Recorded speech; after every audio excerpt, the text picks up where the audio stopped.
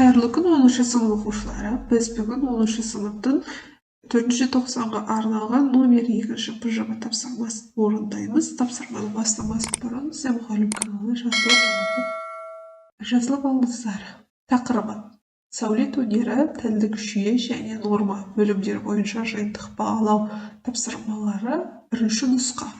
Оқу мақсаты: көпшілікке арналған дәріс, интервью, очерктің құрылымы, мақала рәсімделуін білу, жанрлық ерекшеліктерін талдау. 15-20 минут 2 тапсырма беріледі. Мәтінді түсініп оқыңыз.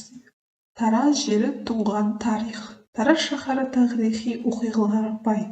Бұл қала Әулиеатадан бастап Талас, Наманган, Ени Тараз, Жамбыл, Мирзоян болып аталды.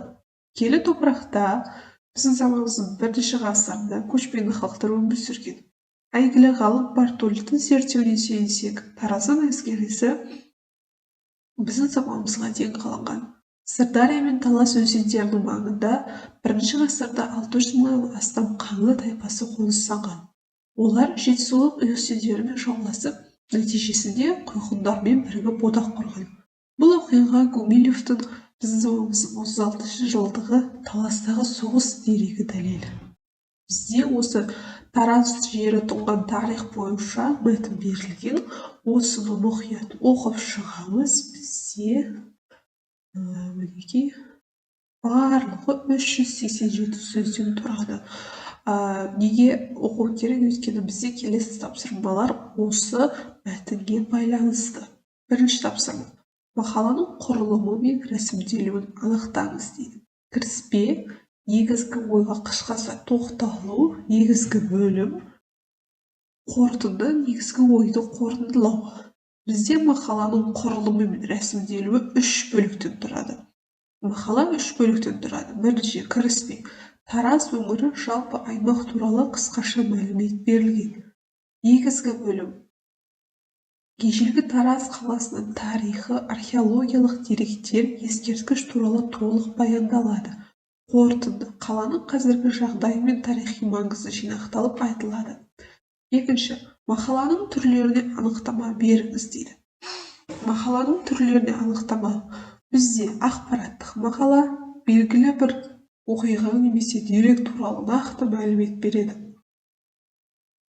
Танымдық мақала оқырманның білімін кеңейтеді, тарихи ғылыми мәліметтер ұсынады. Публицистикалық мақала қоғамдағы мәселелерді көтеріп, автордың көзқарасын білдіреді. Берілген мәтін танымдық ақпараттық мақала, себебі ол Тараз қаласының тарихы мен деректерін таныстырады. 2-ші тапсырма: Тараз жері тұнған тарих мәтінінің негізгі ойын сақтай отырып, ықшамдап конспект жазыңыз. Тараз жері тұнған тарих. Тараз Қазақстандағы ең көне қалалардың бірі. Оның тарихы терең ғасырларға кетеді. Қала Ұлы Жібек жолы бойында орналасып, сауда мен мәдениеттің маңызды орталығы болған. Таразда түрлі өркениеттер мен халықтардың ізі сақталған. Бұл оның тарихи маңызын арттырады. Қалада көптеген көне ескерткіштер бар. Солардың қатарында Айша бибі кесенесі мен Бабаджа хатун кесенесі ерекше орын алады. Бұл сәулет туындылары сол дәуірдің мәдениеті мен өнерінің жоғары деңгейін көрсетеді. Тараз тек тарихи қала ғана емес, сонымен бірге рухани мұраның да орталығы. Оның бай тарихы қазақ халқының өткенін танып білуге мүмкіндік береді. Бүгінде Тараз тарих пен қазіргі заман тоғысқан маңызы зор мәдени қала. Бізде бағалау критерийі бойынша 3 тапсырма берілді. Осы 3 тапсырма барлығы дұрыс жауап берсе, біз 8 балл аламыз.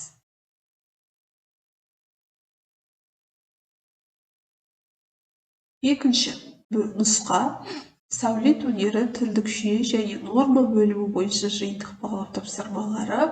10-шы сынып жаратылыстану және математика бағыты бойынша қазақ әдебиетінен БЖБ 2-ші нұсқаны талдаймыз.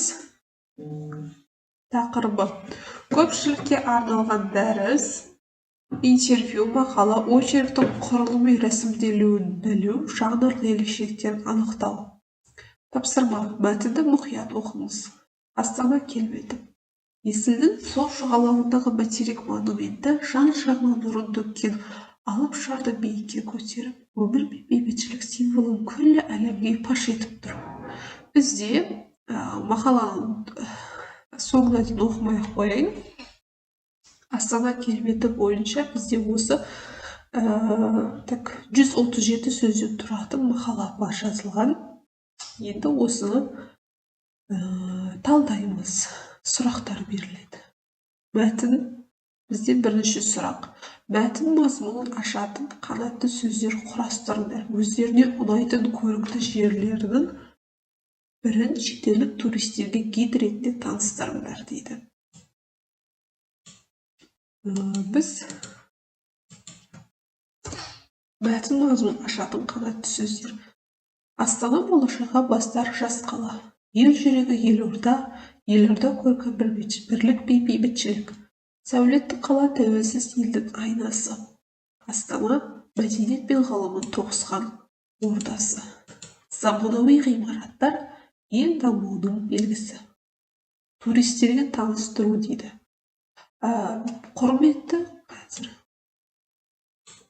Құрметті қонақтар, сіздер еліміздің ең көрікті нысандарының бірі бәйтерек монументімен таныстыруға қуаныштымын. Бұл ерекше сәулет туындысы Астананың басты символы бәйтерек өмір ағашын бейнелейді. Оның төбесіндегі алтын шар бейбітшілік пен болашақтың нышаны. Онда көтерілсеңіздер, қаланың әсем көрінісін тамашалай аласыздар. Монумент тек әдемі ғимарат емес, ол тәуелсіз Қазақстанның өсіп өркендеуінің белгісі. Сондықтан бәйтерекке келген әрбір адам еліміздің рухын, тарихын, болашағын сезіне алады. Қош келдіңіздер. Астананың керемет әлемін бірге ашайық. Енді осы бірінші тағы сұрақ бар екен. Мақала жанрына тән терминдер мен ұғымдарды, тілдік оралымдарды, қолданыстағы сөздерді теріп жазыңыз дейді. Бізде мына жерде мақала берілген Астана келбеті бойынша. Осы жерден біз термин, сәулет өнеріне қатысты ұғымдар, тілдік оралымдар, жаңа қолданыстағы сөздер. Осыларды теріп жазамыз. Бізде терминдер бұл елорда, халықаралық шара, саммит, көрме, спорт ойындары, мәдениет, ғылым. Сәулет өнеріне байланысты қатысты ұғымдар. Монумент, күмбез, ғимарат, сәулет, сәулет туындысы, кешен, ескерткіш, сарай. Тілдік оралымдар. Тіл жағына қатыстылар. Бұл бізде жан жағынан нұрын төккен, биікке көтеріп тұр, сәнін келтіріп тұр, кешен жоғары деңгейде өткізілді. Болашаққа бастайтын ордасына айналды. Жаңа қолданыстағы жаңадан сөздер бұл бізде ойын-сауық орталығы, спорт кешені, көрме, экспо, опера және балет театры, сауда орталығы, халықаралық деңгей, заманауи. Бізде осымен сұрақтарымыз аяқталды. Назар қойып тыңдағандарыңызға рахмет. Сау болыңыздар.